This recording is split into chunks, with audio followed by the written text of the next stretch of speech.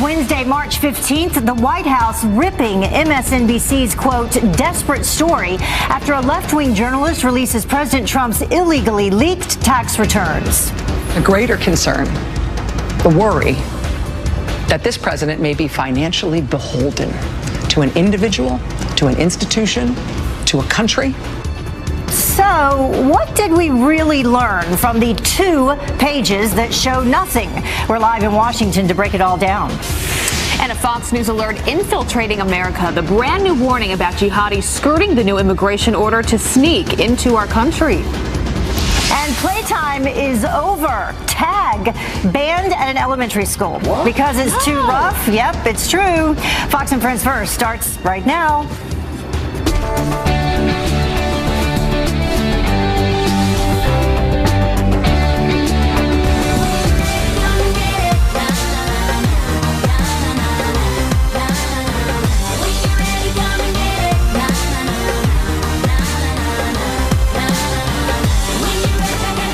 Live look there at New York City after a long day of snow and ice and rain and cold temperatures. But we are up and going this morning. Happy to be here. Good morning. You're watching Fox and Friends First on this Wednesday morning. I'm Abby Huntsman. Yes, we were spared the brunt of it here in New York City. Yeah, but it's going to be cold for a while, so get used to it. I'm Heather Childers. Thank you so much for starting your day with us. As always, we appreciate it. We begin with the White House blasting MSNBC's report on President Trump's tax documents leaked illegally, calling the network desperate. Rachel Maddow spending her entire show on 2 pages back from 2005 that revealed absolutely nothing. What I have here is a copy of Donald Trump's tax return. For the record, the First Amendment gives us the right to publish this return. It is not illegally published, nor are we fake. Pinch me, I'm real. Garrett Tenney live in Washington, D.C. with how quickly the report actually backfired. Garrett? Hey, Garrett. Heather and Abby, good morning to you. You'll remember during the 2016 election that Donald Trump's tax returns became one of the leading issues in go-to attack lines from Democrats, many of whom suggested that the Republican nominee likely either didn't make as much money as he claimed or that he hadn't paid anything at all in taxes. But last night on MSNBC, Rachel Maddow revealed a 2-page summary of Mr. Trump's 2005 federal tax return, showing in that year alone, he made $153 million and paid $36.5 million in taxes. Now, for 2005, that would mean that Donald Trump, the businessman, paid an effective tax rate of 24.5%. To put that in perspective, the average American pays about 10%. In 2015, then President Obama paid just under 19. Comcast, which owns MSNBC, paid 24, and Bernie Sanders paid just 13.5 in 2014. Prior to MSNBC's report, a senior administration official told Fox News, "You know you are desperate for ratings when you are willing to violate the law to push a story about 2 pages of tax returns from over a decade ago. The dishonest media can continue to make this part of their agenda while the president will focus on his, which includes tax reform that will benefit all Americans." But still, Maddow said there could still be more in the president's full tax returns, and she is going to continue to push for the release. The big, almost existential worry, the greater concern, the worry that this president may be financially beholden to an individual, to an institution, to a country. We can't know any of that without getting his tax returns. I am sure it is only the start, but it's a start, and our little piece of it. And as for the status of his tax returns on the campaign trail, Donald Trump said that he would release them as soon as the IRS completed its audit. But since the election, the White House has stepped back on that and indicated the president now has no plans to release them. Heather Nebby. All right. What a night it was. Thank you for breaking that down, Garrett. Yeah, going to be talked about a lot throughout today. Thank you. Well, the tax return leak, just the latest in a long line of information unofficially making its way to the press. ACLJ Chief Counsel Jay Sekulow and radio host Laura Ingraham explain the legal ramifications and why every American should be worried about these kinds of leaks. This should concern every American, Republican, Democrat, Independent, Libertarian. It does not matter. When the government starts leaking tax information, this is a bad day for the United States. We're talking about a then private citizen's tax return and tax return information that may well have originated and been disclosed by the United States Department of the Treasury. the Internal Revenue Service. And employees that do that are guilty of a crime. And we've got to realize that what's going on here. You oppose the president, you do that through policy. You don't do it through leaking information. Those who leak this information must be found, must be prosecuted to the fullest extent of the law. Absolutely. Only a certain number of people have access to this information. That digital footprint is there. It can be rooted out. Everyone needs to be brought in. Everyone needs to be deposed. Everyone needs to lie detector tests. And you have to figure this out. Until that's done, I don't think anyone in the Trump administration is safe. Meantime, President Trump back on the road, taking his health care pitch to the people in Nashville today. This as Republicans try to rally support for their plan ahead of a big test on Capitol Hill. Marianne Rafferty joins us now live with the next big hurdle. Hi, Marianne. Nice to see you. Well, good morning, Heather and Abby. Nice to see you, too, as well. The president's heading to the Music City to sing the praises of the GOP health care plan at a big rally tonight.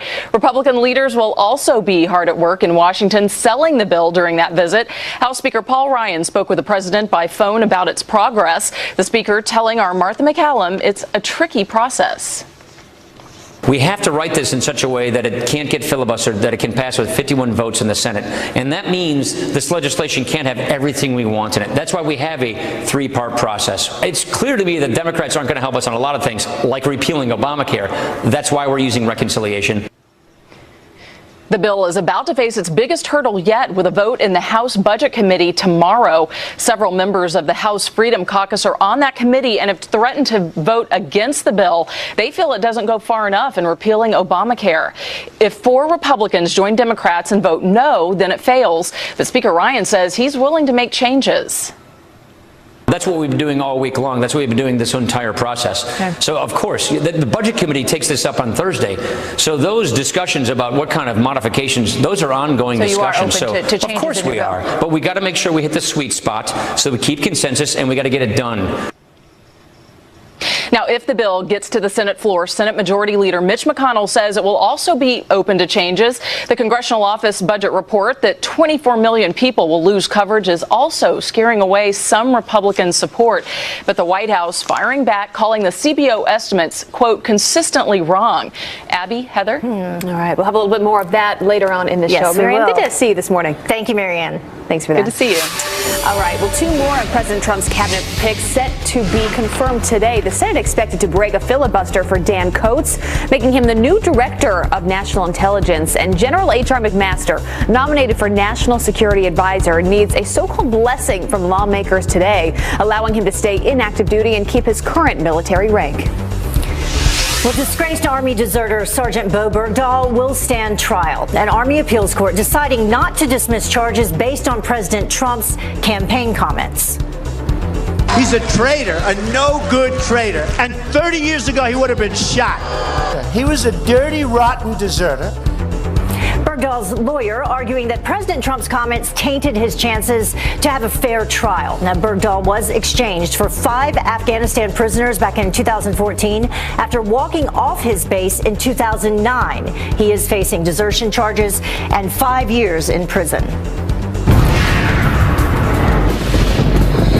And now to some big weather news. Extreme weather. The Northeast getting back on track after a monster winter storm wreaks havoc, and snow was not the only problem. No, it was not. Fierce winds, gusts blowing down power lines, leaving thousands without power, and high tides flooding coastal communities. Rob Schmidt is live for us in Central Park with the latest on the cleanup.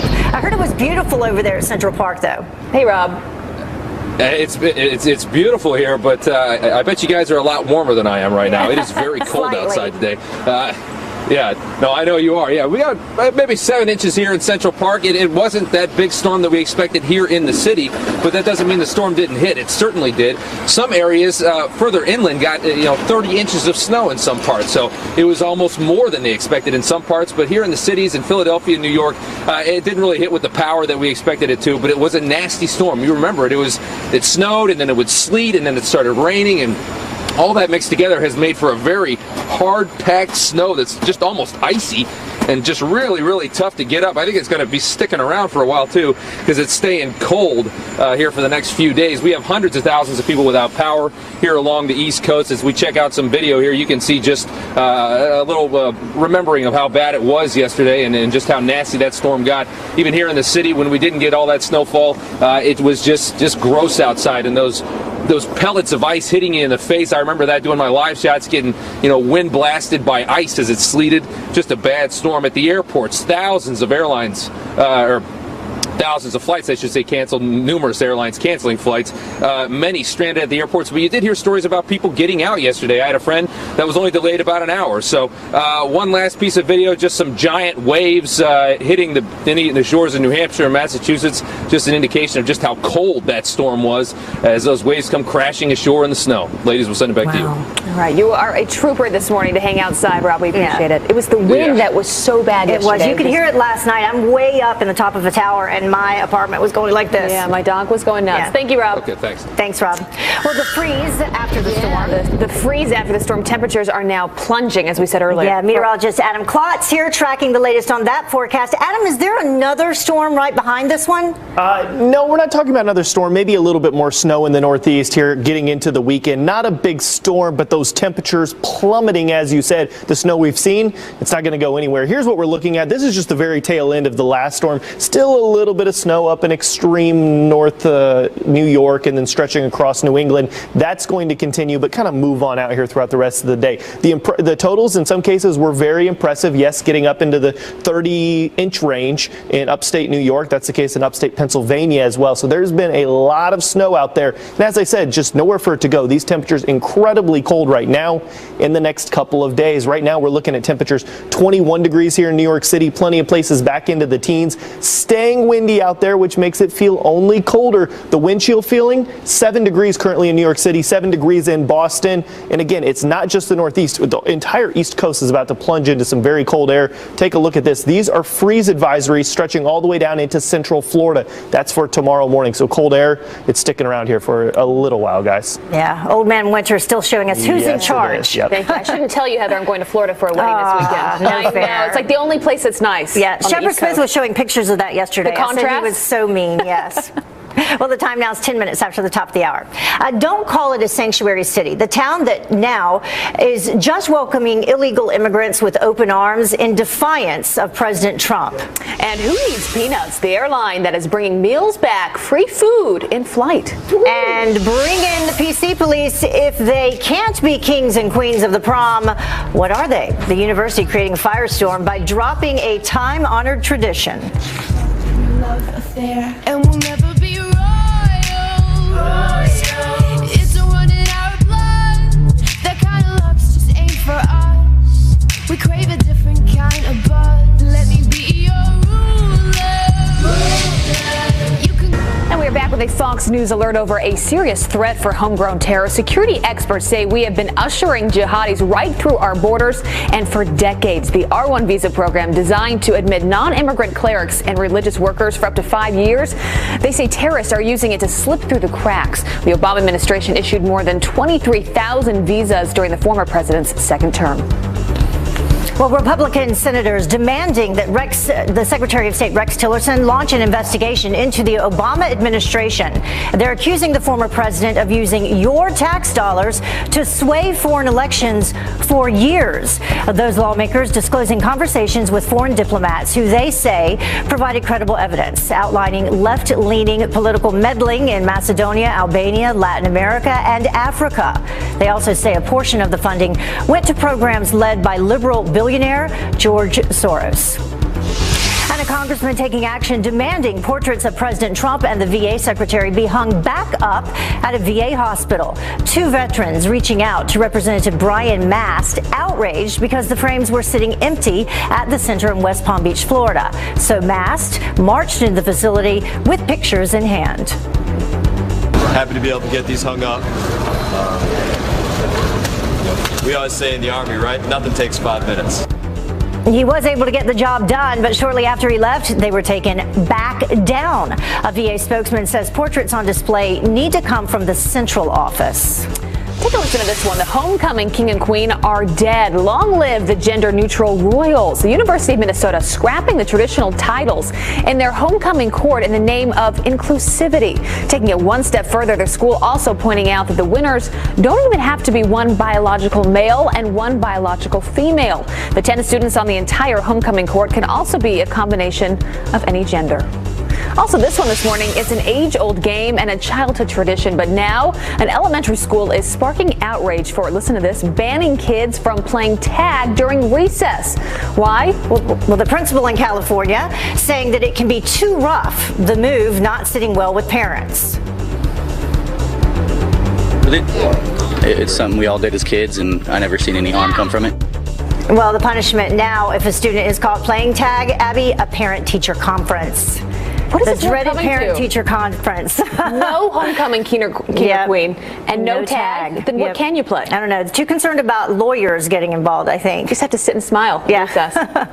Well, the time now is 17 minutes after the top of the hour. And Rachel Maddow spent an entire hour dedicated to two pages of President Trump's tax returns. But the internet, not too impressed. The hilarious reactions setting social media on fire. And that monster snowstorm, not as bad as promised, but there was chaos on the streets and instead ended up raining cats and dogs. The runaway ponies who braved the storm to make a mad dash for freedom. That's coming up.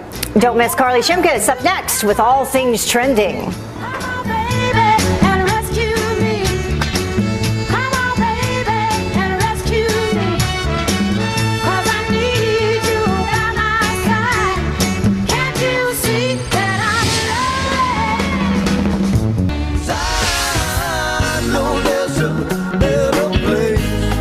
This place I'm living, how far is heaven? And Beautiful scene out in New York City, but it is dangerous out there. We've been talking about the ice and the wind. It's not going to melt for a while. Dangerous and cold. Yes. Bundle up today. Well, welcome back to Fox and Friends First. MSNBC host Rachel Maddow touting an exclusive reveal on President Trump's tax returns. What I have here is a copy of Donald Trump's tax return. Aside from the numbers being large, these pages are straightforward. For the record, the First Amendment gives us the right to publish this return. It is not illegally published, nor are we fake. Pinch me, I'm real. But social media, they went wild when viewers quickly realized there wasn't actually anything to reveal. Carly Shimkus with Fox News Headlines 24/7, Sirius XM 115. People waited and waited and waited. Yes. And kind of nothing. And when news broke that Rachel Maddow had these tax returns, the suspense, the intrigue, everyone on social media was talking about it, which caused Rachel Maddow's name to trend. Now, it all started out with a single tweet. Breaking, we've got Trump tax returns seriously. Well, it turns out the headline really was the fact that she got her hands on the returns itself. And some folks on social media felt the whole thing was just a total bust, and complaints came pouring in. Ryan tweeting, Rachel Maddow, you utter buffoon. Your exclusive is that Donald Trump paid his taxes. Another person writing, Rachel Maddow just revealed that Trump's tax returns show he paid $38 million in taxes in 2005. She just got Mr. Trump reelected in 2020. And take a look at this one from Donald Trump Jr. Good night, all. Thank you, Maddow. Not sure that's what she was looking for. Well, she said during the show that the big takeaway from all of this is that President Trump's tax returns were, in fact, obtainable. Yeah, sort of a big miss there. Sort of a nothing burger. Yes. Twitter, this is when Twitter is so entertaining. Yes, exactly. The funny nothing burger Conversations tweets. Back and forth. I love that phrase, too.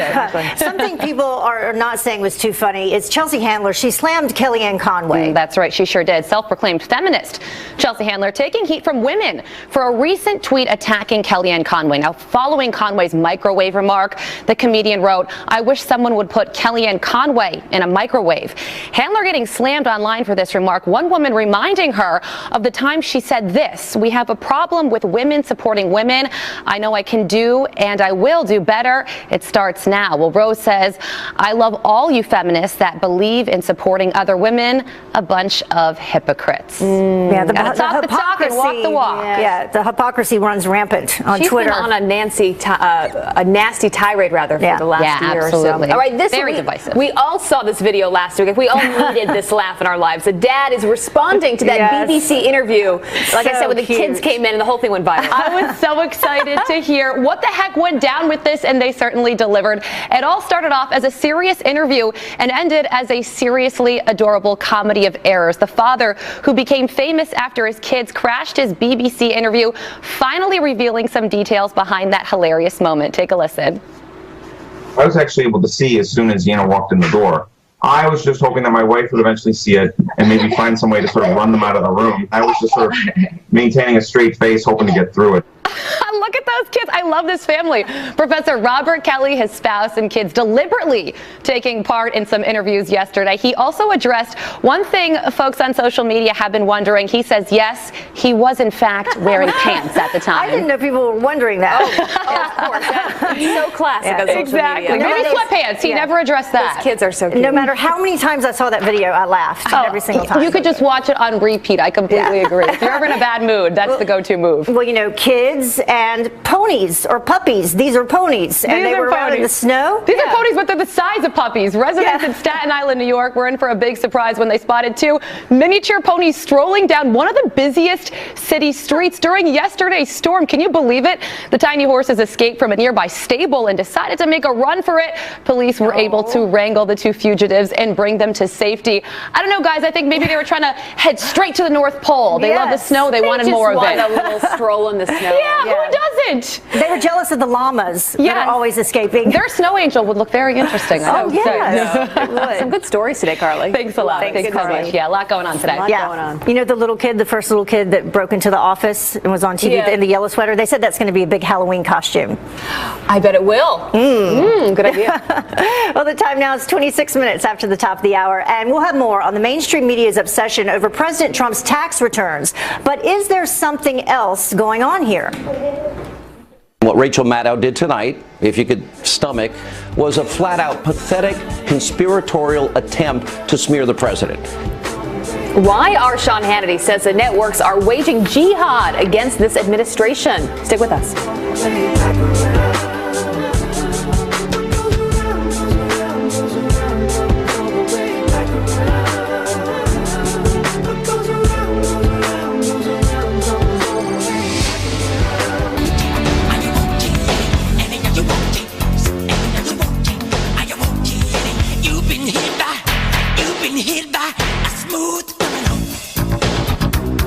Good morning to you, little Michael Jackson, to get you up and moving today. You're watching Fox and Friends First. We appreciate it. I'm Heather Children. Good morning. I'm Abby Huntsman. It's currently 30 after the hour. And this is what we're back with. The White House is blasting MSNBC's report on President Trump's tax documents leaked illegally, calling the network, quote, desperate. Rachel Maddow spending her whole show on 2 pages back from 2005 that revealed absolutely nothing. What I have here is a copy of Donald Trump's tax return. For the record, the First Amendment gives us the right to publish this return. It is not illegally published, nor are we fake. Pinch me, I'm real.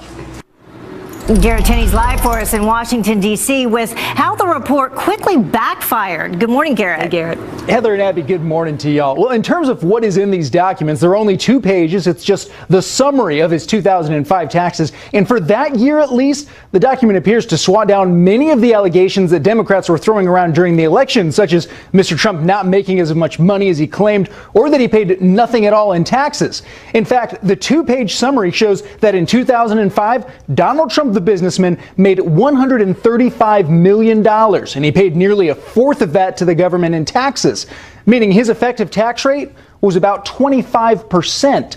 To put that in perspective, the average American pays about 10%. In 2015, President Obama paid just under 19%. Comcast, which owns MSNBC, also paid less at 24%. And in 2014, Bernie Sanders paid just 13.5%. Now, ahead of MSNBC's report, a senior administration official dismissed the story, telling Fox News in a statement, "You know you were desperate for ratings when you were willing to violate the law to push a story about 2 pages of tax returns from over a decade ago." The dishonest media can continue to make this part of their agenda, while the president will focus on his, which includes tax reform that will benefit all Americans. But MSNBC's Rachel Maddow defended the report and said the president's tax returns are still an important issue for the public. This document has surfaced. It has been handed to a reporter. And that's an important part of this story. Whether or not you care what's in his tax returns, it ought to give you pause that his explanation for why he couldn't release them, the "I'm under audit" excuse, makes no sense.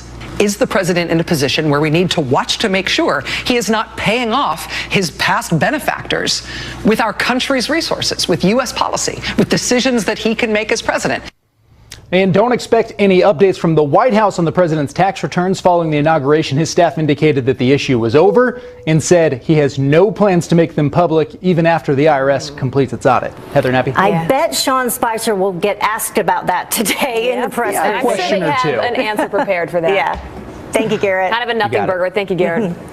Well, Maddow spent her entire show, if you didn't see it, on those tax returns. But Sean Hannity says it's just another example of a, quote, corporate jihad being waged by NBC against the president.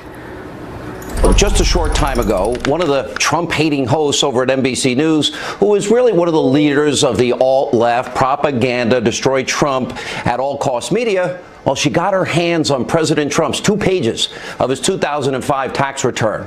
By the way, that's a felony. They say they found it in a mailbox, and it could be related to the Russians. All the conspiracies, it's a concerted effort by a so-called news organization. Why? Perhaps to take down the president. And what Rachel Maddow did tonight, if you could stomach, I actually laughed. It actually made me laugh, frankly, harder than I have in 10 years, was a flat-out pathetic conspiratorial attempt to smear the president. So tell us, what do you think? Is there any substance here, or is it all just smoke and mirrors to try and take down the president? Weigh in on our Fox and Friends First Facebook page right after the show. Hashtag keep talking. Well, Snoop Dogg's music video depicting a President Trump assassination now has the Secret Service's attention.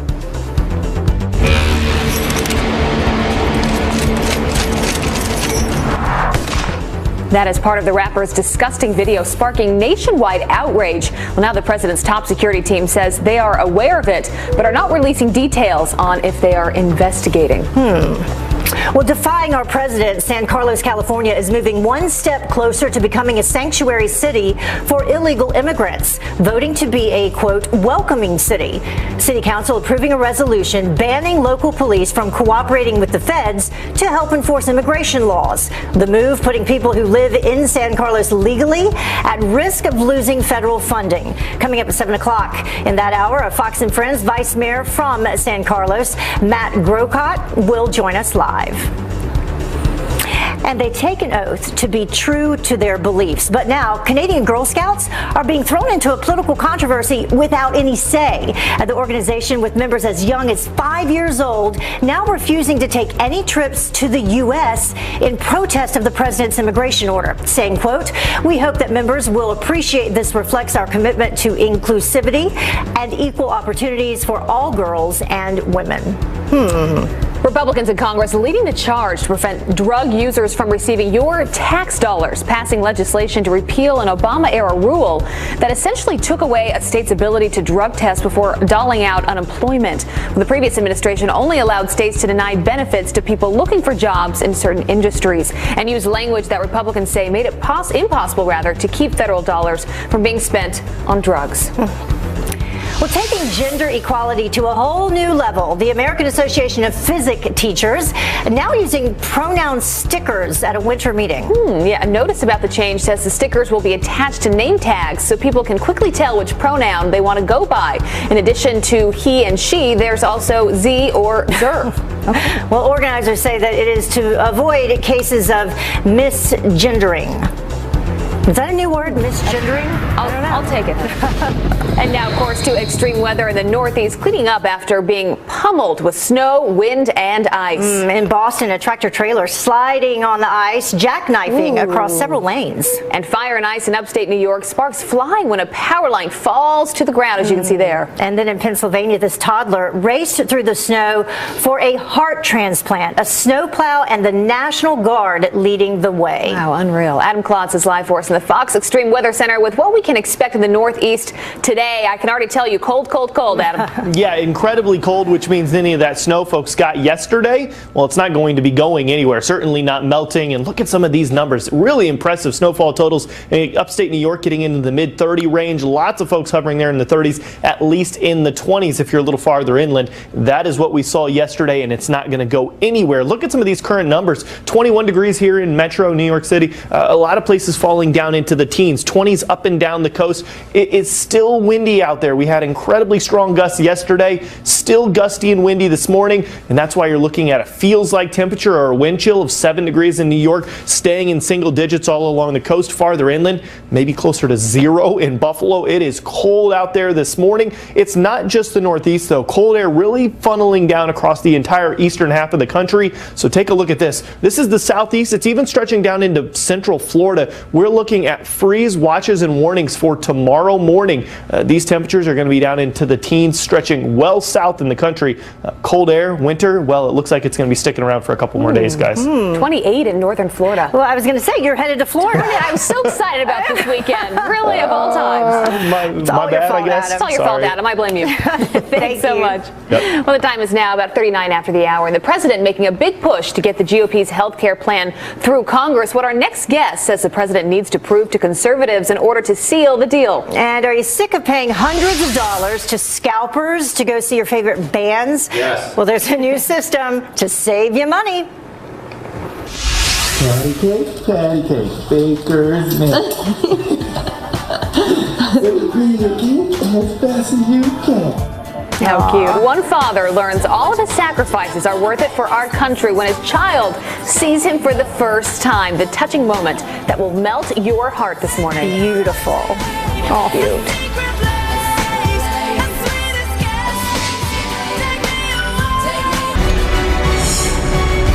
Well, President Trump's bill to repeal and replace Obamacare is about to face its biggest hurdle yet. The House Budget Committee, filled with conservatives from the Freedom Caucus, that has opposed the bill, saying it doesn't go far enough. So what can the president do to strike that deal? Brian Brenberg, chair of business and finance at the King's College in New York, is here to help us break this all down. Brian, good to have you here this morning. Good morning. Always good to be here. All right, this is really the president's first big test on making that deal, something he promised that he would be good at if he won this election. He's going to Nashville later today to make his case, but how does he convince some of these Freedom Caucus members who aren't on board yet to get on board? Because they still say this has got too much government involved, right? Yeah, he has to persuade them that this isn't Obamacare light. He has to show them that this is the first step on the road to a truly free market healthcare system. And that's a big lift because a lot of these House Freedom Caucus members are skeptical about that. They see this as just another extension of Obamacare, not a big change. He has to change that narrative, and so he has to be on the offensive here, talking about how this is actually going to create more choice, more competition, and better outcomes for Americans. And there are 22 Republicans on that panel on the Budget Committee. So one of the things that Sean Spicer had to say yesterday was that this isn't the first time that the CBO would have been wrong. Listen to this. In 2013, the CBO estimated that 24 million people would have coverage under Obamacare in 2016. They were way off. They were off by 13 million people, over 50%. CBO coverage estimates are consistently wrong and, more importantly, did not take into consideration the comprehensive nature of the three-pronged plan to repeal and replace Obamacare with the American Health Care Act. So is that a good argument for President Trump to use as he, presents his plan, that the CBO is wrong? Well, I think what you want to say is that CBO estimates aren't fact. They're estimates, and they're trying to project what's going to happen in a very complex market over a period of 10 years. You're not going to be able to do that 100% correct. So when you look at the CBO, you say, thank you for the estimate. It's a data point. We can use it in the conversation, but we're not bound by it because you're going to be wrong one way or another. Let's talk about the substance of the bill. Let's talk about how it opens up markets. That's where the conversation should focus. It shouldn't be exclusively tied to CBO estimates. Yeah, as the vice president said, that the CBO, they're not good at predicting what happens in the marketplace. For what happened with Obamacare, they predicted that millions would go on these exchanges. I think they were off by like 24 million. 13 million they were off by. Brian, what's going to happen here? How do you see this playing out? Do you think that the president will be able to make this deal happen? I think you'll see some modifications coming out of the House Budget Committee. They can't actually make the modifications. They'll make the recommendations. You might see some transitions on the tax credits, bringing those down a little bit, making those a little bit less generous for higher income folks. You might see some changes on the Medicaid phase out. Maybe that happens a little bit sooner. I don't think they're going to be fundamental changes, but some changes on the margin. The real test is going to come in the Senate. You have a lot of skeptics in the Senate. So even if it gets through the House Budget Committee, stay tuned, because that's where the big fight's going to be. And in order to get through the Budget Committee, they can't lose 4, right? Is that the number? They can't lose 4. It's a very slim margin. So he's got to get everybody on the Republican side basically on board with this. That's a big lift. And then there's part 2 and 3 to come. Exactly. Brian Brandberg, good to have you here this morning. Thank you, Brian. Always good to be here. Well, now let's check in with Steve Ducey to see what is coming up on Fox and Friends. And I know you're going to talk a little bit more about this, I'm guessing. Hey, Steve. Yeah, we're going to talk a lot about Rachel Maddow. I think she was out to get the president, but she actually wound up doing him a favor. Turns out the president, when he was a businessman, made a lot of money and paid a lot of taxes, but the investigative reporters saw it completely different. Watch this. $36.5 million. He paid 24%. You know who pays 24% in this country? Married couples with 2 incomes, like my wife and I, who make about $400,000 a year. Top in this country, people at the top are not burdened the way we suggest. Well, as it turns out, Donald Trump paid more taxes than the former president of the United States, paid more taxes than Warren Buffett, paid more taxes than Bernie Sanders. Oops. We're going to talk all about this with David Bossie, Stuart Varney, and Ed Henry. Got a busy 3 hours, kicks off 13 minutes from right now, right here, ladies, on the channel you trust for your morning news. All right, a lot to chew on this morning. Thank you, Steve. Dramatically different Bernie Sanders. He paid 13%. Right? We'll be right back. Yeah, stay with us. Back with the Fox News Alert. A major move today to deliver justice in the massive Yahoo hack attack. Cheryl Casoni from our sister network, Fox Business, here with the latest on that. Good morning, Cheryl. Good morning. Well, this is going to be some big news today, guys. So this morning, we expect to hear something from the DOJ. What we think we're going to hear is that it's going to be charges in that massive hacking attack against Yahoo. There were 2 attacks, one back in 2014 that we learned way after the fact. There was about 500 million accounts. And of course, that 1 billion user account hack that happened in 2016. All we know is that we're going to hear some kind of announcement from the DOJ. That's going to be later this morning. But you should also remember that this whole hack actually took the value of Yahoo down. Verizon, of course, buying Yahoo, but they used it as a bargaining chip to basically get Yahoo for a cheaper price. But we're going to know more later today about this. So 2 people from Russia, apparently, and then 1 from Canada. Yeah, that's what we think, but we can't get confirmation from DOJ. We'll know today. Yeah. Well, speaking of a cheaper price, the crackdown to save maybe some money on concert tickets. Yeah, I've done these stories before, guys, where you get these scammers, these scalpers that are buying tickets up. I mean, in large bulk on websites in seconds, so that the regular folks out there can't get a ticket to see U2 or Coldplay. Well, now what Ticketmaster is launching is a verified fan program. So far, pretty successful. You enter things like your email, you answer questions. I mean, we're seeing this with a lot of websites and security now, but they say that it's really already having a big effect, so that regular people can log in and get tickets at a regular Does it count for price. Sports too? Everything. Okay, No, good. it's Ticketmaster. So big games, concerts, you name it. All right. So if you're flying to a big concert or a game, American Airlines bringing back free food. You can fuel up. Yeah, I told you about this a few weeks ago. It's now it's starting up. American, as of May 1st, is going to be offering meals on some flights, free meals in coach, not just business class, of course. But it's not just American. Delta is going to be expanding their meal program on the 24th of April, and then Hawaiian Airlines is also going to be giving out meals. We were just talking about warm weather in the commercial break, like between the U.S. and Hawaii on those longer flights. I mean, you certainly pay enough for your tickets. You might as well get a gourmet meal. So more than peanuts. Thank you. Thank you, Cheryl. Thanks. You bet.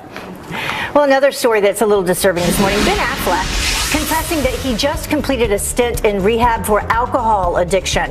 The actor says that he took it upon himself to get help because his problems with alcohol abuse started back up again. Writing this in a Facebook post, I have completed treatment for alcohol addiction, something I've dealt with in the past and will continue to confront. This was the first of many steps being taken towards a positive recovery. He also got help, you may remember, for alcohol abuse back in 2001. Affleck and Jennifer Garner also calling off their divorce last month. Alcohol reportedly fueling Affleck and his wife Jennifer's divorce, but the two called off the divorce last month, and they're working on their